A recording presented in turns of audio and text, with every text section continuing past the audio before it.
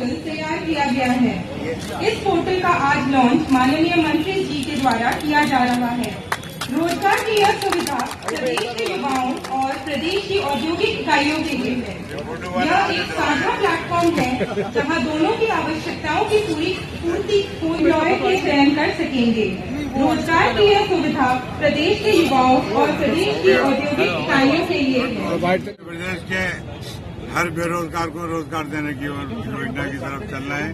70% युवाओं को रोजगार देने के लिए हमारे मुख्यमंत्री ने जो कहा है, अपने वचन में कहा है, उसको पूरा करना है। और उसके अलावा भी जो गैस पीड़ित हैं, दूसरे लोग हैं, उनको भी रोजगार देने की इसमें विशेष छूट मिल रही है इंटरेस्ट के मामले में। पर मैं चाहता हूं कि अभी आपने देखा कि बहुत सारे लोगों ने आके अपनी बात कही कि उन्होंने इस योजना से फायदा उठाया। जो कल तक रोजगार मांगते थे, आज वो रोजगार देने वाले बने हैं। निश्चित ही मेरी सरकार अपने वचन को पूरा करने वाली सरकार है।